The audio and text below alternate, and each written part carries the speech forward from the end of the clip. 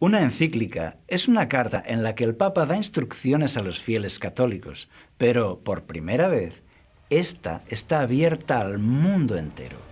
La encíclica Fratelli Tutti es una compilación de los discursos sociales del Papa Francisco. Tocaremos aquí los temas más destacados.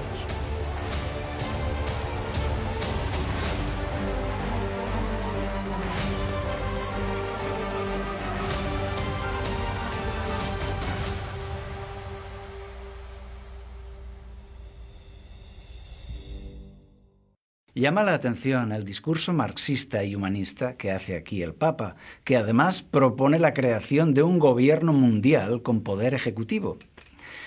Una encíclica donde la solución para el hombre ya no es el arrepentimiento ni la conversión, sino un nuevo orden mundial que eduque a todos en la igualdad y la concordia. La solución para el hombre ya no es la cruz de Cristo, sino la nueva cultura del encuentro y la solidaridad, y da igual cuál sea tu religión. Por eso, la encíclica Fratelli Tutti ha sido alabada por los enemigos del cristianismo, como los partidos de izquierda. Pedro Sánchez, presidente de España, la aplaude y la agradece. Alberto Garzón, ministro y comunista, Íñigo Errejón, etc. La gran logia masónica de España celebra que esos son los ideales masónicos. Y así la lista de alabanzas es interminable, incluyendo líderes religiosos cristianos y musulmanes. La cadena CNN, primera cadena informativa del mundo, la llama el mayor regalo de Francisco. Pero al mismo tiempo, muchos católicos practicantes publican su desagrado, su decepción, diciendo que el Papa se equivoca en este giro humanista. Diferentes corrientes de opinión católicas están denunciando que esto no es el cristianismo de la Biblia. Monseñor Viganó, arzobispo católico, declara: daría la impresión de que esta encíclica fue escrita por un masón. Duras palabras. También en Estados Unidos, Luis Román, del canal católico, dice: oren por el Papa, que quizá Dios le dé una bofetada y le haga despertar. También Vicente Montesinos, del canal católico Adoración y Libertad, dice: la jerarquía ocupa, que está en el Vaticano, lleva adelante un plan globalista y masón. Y añade: no es momento de callar, el que está con Bergoglio está contra Cristo. ¡Qué palabras más duras! Suenan espadas en el mundo católico. Amigos, hay mucha gente muy afectada con todo esto, sufriendo. Se sienten traicionados. ¿Por qué? En la encíclica Fratelli Tutti, Francisco expone la necesidad de una autoridad mundial dotada de poder que esté por encima de los estados y que lleve adelante la agenda globalista. También dice que los gobiernos nacionales deben entregar su poder a ese gobierno mundial. Objetivo: la solidaridad. Las regiones deben ceder su identidad cultural por el bien común y también el individualismo personal debe ceder. Propone una reforma de la ONU y del sistema económico para crear la familia de naciones, un nuevo ordenamiento mundial jurídico, político y económico. Francisco apoya la inmigración ilegal, anima a que caigan todos los muros en las fronteras y los muros en el corazón humano. Entre los cristianos no debe haber control de fronteras, sino brazos abiertos. Propone la desaparición de las fronteras en todo el mundo. Francisco dice que la crisis de la COVID-19 ha mostrado la incapacidad de la humanidad de actuar conjuntamente. Por eso necesitamos otra estructura mundial que sea fuerte y solidaria. Y aquí quiero mencionar algo. El libro de Apocalipsis, en el capítulo 13, profetiza un futuro donde el mundo adora a un gobierno mundial al que llama la bestia. Apocalipsis 13:8 dice: y la adoraron todos los moradores de la tierra, cuyos nombres no estaban escritos en el libro de la vida. Así, Dios nos advierte de este nuevo orden mundial. Para nosotros es emocionante ver cómo esta profecía de la Biblia va camino de su cumplimiento. El Papa impulsando un gobierno mundial que se presenta ahora como solidario, pero que será autoritario e intolerante. En el capítulo 5, titulado La mejor política, Francisco aborrece la economía del libre mercado. El sistema actual de liberalismo económico debe destruirse, porque su objetivo no es ayudar al hombre, sino las ganancias. Pide que los empresarios creen trabajo para las personas, pero no por el beneficio. Francisco dice: la ambición desenfrenada de dinero que impera hoy, ese es el estiércol del diablo. Las reglas económicas actuales no son buenas, pues no ayudan al desarrollo integral del hombre. Ataca la propiedad privada. Dice que la propiedad debe estar al servicio de todos. Se necesitan nuevas instituciones. La política no debe estar al servicio de la economía, sino al servicio de los más necesitados. Francisco dice que las naciones occidentales, que han prosperado con el capitalismo, no deben ser tomadas como ejemplo, porque aumentó la riqueza, pero no la equidad. Pero no tiene ni una palabra de crítica hacia los regímenes comunistas. Permitidme aquí un comentario. Cuando Dios organizó a su pueblo, Israel, dio a cada familia un pedazo de tierra en propiedad privada. No organizó un sistema comunista en el pueblo de Israel, sino que Josué capítulo 14 nos habla de la propiedad privada. Es aprobada por Dios si está acompañada de generosidad. Los periódicos dicen que no hay cifras oficiales de cuánto dinero tiene el Vaticano. Además, está a nombre de un universo de diferentes congregaciones, bancos, fundaciones y un sinfín de entidades en los países del mundo. Basta con decir que cada una de ellas es un cliente VIP para los bancos. Hay bancos que tienen departamentos aparte dedicados solo a los negocios del clero. El Vaticano compra deuda del gobierno de España. Esto es especulación financiera. La voracidad del Vaticano por aumentar sus riquezas llega a generar escándalos que leemos en la prensa. Por mencionar solo uno de hace unos meses, fondos de caridad donados para los más pobres fueron destinados a inversión inmobiliaria en Londres. Así es, se trata de una colecta de donativos para los más pobres llamada el Óbolo de San Pedro. Pero se usó para la especulación. Era un fondo de 650 millones de euros. Solo ese fondo. Los periódicos lo han llamado la escandalosa operación inmobiliaria de Londres. Búscala en Google. He tomado el dato de clarín.com, 1 de noviembre de 2019. Entonces, ¿por qué Francisco rechaza el capitalismo en su encíclica mientras su organización lo abraza en la práctica diaria? Si Francisco cree que no se debe amasar fortunas cuando hay hambre en el mundo, ¿por qué no predica con el ejemplo?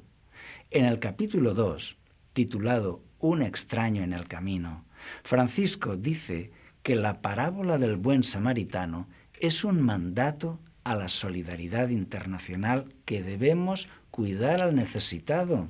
En esta parábola hay un herido tirado en el suelo. Pasa un clérigo y no le ayuda. Luego pasa otro y tampoco, hasta que pasa un extranjero de otra religión y éste sí que le ayuda y le salva. Amigo que me escuchas, abre los ojos. A día de hoy, el Papa Francisco se parece más a aquel sacerdote de la parábola, que ve a los que sufren y pasa de largo, que teniendo una inmensa fortuna no la comparte. Y tú dirás, pero Cáritas hace una labor de ayuda. Sí, claro, Cáritas, Manos Unidas y las ONG y entidades católicas son el mesonero de la parábola, que hacen un excelente trabajo ayudando y cuidando a los que sufren, pero con el dinero de otros, con el dinero que reciben para eso de los gobiernos, donantes, fundaciones, entidades, colectas, campañas y aún de los impuestos. Pero no con el dinero del Vaticano, no con el dinero del sacerdote, que vio al herido y miró para otro lado, y se fue porque tenía que escribir una encíclica muy bonita. Hay gente maravillosa actuando. Ellos son el buen samaritano, y Dios está con ellos. Francisco dice que los activistas ecologistas son a menudo ridiculizados y despreciados. Hay que defenderlos. Las entidades que luchan por detener la destrucción medioambiental han fracasado. Por tanto, necesitamos un gobierno mundial con verdadera autoridad para esto. El Papa advierte del populismo sin decir a qué se refiere, y de los que difunden bulos en Internet, fanáticos, extremistas, etc. Dice que esto debe ser reprimido. ¿Hay aquí una velada amenaza a los que discrepan de su proyecto? Quiero comentar que este llamado a la censura en Internet no cuadra con la gran tolerancia que muestra hacia las otras religiones. Aquí el Papa presenta a todas las religiones del mundo en un plano de igualdad. Esto es contrario a la Biblia, que nos invita a abandonar las religiones falsas para abrazar la verdad de Cristo. Pablo lo decía así: que de estas vanidades os convirtáis al Dios vivo. Hechos 14:15. En esto, el Papa abandona la Biblia para agradar a todos. En el apartado Identidad cristiana, párrafo 277 en adelante, hablando del ecumenismo, dice que usemos el conocimiento mutuo como método y criterio. ¿Cómo? Pensábamos que el método y el criterio era la Biblia. Para Francisco, el criterio es el conocimiento mutuo, sin comentarios. Y dice que valora con sincero respeto los preceptos y las doctrinas de todos. Ya no es orar juntos, la fe, la solidaridad, cooperar. No, habla de las doctrinas, los preceptos y las doctrinas de todas las religiones. Presenta a San Francisco de Asís como un ecumenista que visitó al sultán para hacer un encuentro de culturas. Pero eso es totalmente falso. Los cronistas escribieron que San Francisco trató con todas sus fuerzas de que el sultán se convirtiera en católico y dejara de ser musulmán. San Francisco no era ecuménico. Por eso, aún intelectuales católicos afirman: la falsificación que hace de San Francisco es vergonzosa. Esta encíclica menciona una larga lista de líderes de diferentes religiones que le han sido de inspiración, destacando el líder mundial de los musulmanes suníes, el gran imán Ahmed al-Tayeb, al que menciona al menos 5 veces. Francisco dice que todos somos hijos de Dios, hermanos unos de otros. Aquí quiero comentar que todos los hombres somos criaturas de Dios, pero en el sentido espiritual de ser hijos de Dios no es para todos.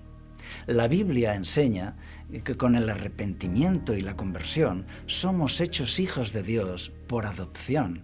Romanos 8:15. Pero para Francisco basta con haber nacido físicamente. La Biblia enseña que con la entrega a Cristo nuestro nombre es escrito en el libro de la vida y somos hechos hijos de Dios. Juan capítulo 1 versículo 12. Para Francisco todos somos ya hijos de Dios, ya sea que tengan cualquier creencia o ninguna.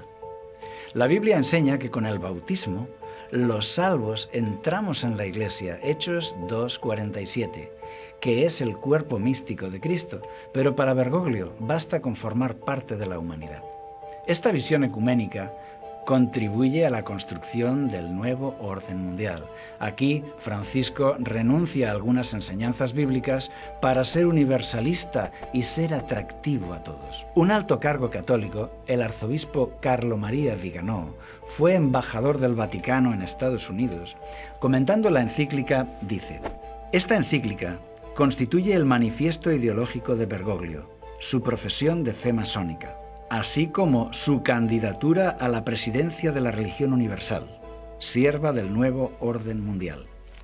En este canal estamos totalmente de acuerdo con esto. El Papa presenta una utopía hermosa, todos unidos, todos amigos, tolerantes y felices. Pero el objetivo del Evangelio es que se entreguen a Cristo para el perdón de sus pecados. Cristo busca nuestra salvación y Francisco una reorganización del poder mundial. Francisco habla de una humanidad que adquiere conciencia, donde son los hombres los que resuelven los problemas del mundo y lo sobrenatural está ausente. Esto no es nuevo, se llama marxismo y masonería, pero no cristianismo. Francisco fortalece aquí los pilares del nuevo orden mundial. Un gobierno mundial, desaparición de las fronteras, los gobiernos nacionales pierden su poder, abolición de la propiedad privada, pérdida de las entidades diferenciadas, inmigración libre y sin control, ecologismo. ¿Conseguirá el Papa ser presidente de la religión mundial? Las profecías de la Biblia nos dicen que el papado tendrá éxito en delinear una religión global y también en conseguir poder en el nuevo orden mundial. La pregunta es, ¿podemos confiar en él? Bueno, en su encíclica hemos visto que habla contra el capitalismo mientras se enriquece con la banca vaticana. Pide la igualdad para la mujer mientras en su propia organización la relega a un segundo plano.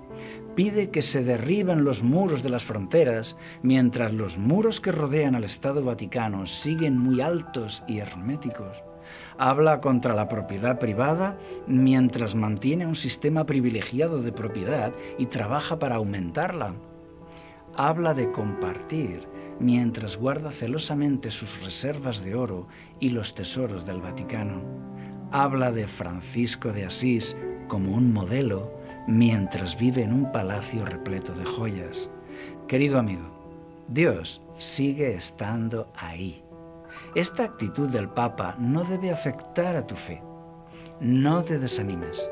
Al contrario, vemos cómo las profecías escritas para hoy se cumplen de forma espectacular. Razón de más para creer, razón de más para confiar en Dios. El clero puede ser desanimador, pero por suerte no lo necesitamos. Tú puedes hablar con Dios cara a cara. Cuando yo era joven, no podía creer en Dios por culpa de los errores del clero, la Inquisición, el papado, etc. Pero aprendí que son dos cosas muy diferentes. Aquí está el maravilloso Jesús, manso y humilde. Y en el otro rincón del cuadrilátero está la sombría jerarquía del Vaticano. Mejor seguir a Jesús. Muchos elegirán la religión de moda y todos tendremos que elegir. ¿Y tú qué piensas? Déjanos tu comentario, nos interesa. Para conocer más sobre el papado, su origen y su historia, te recomiendo un documental impresionante, La novia, la bestia y Babilonia. Te dejo el enlace en la descripción de este vídeo. Si te gustó el tema, ayúdanos a hacerlo más visible, suscríbete a nuestro canal y danos un like. Activa la campanita para recibir vídeos nuevos. Que Dios te acompañe.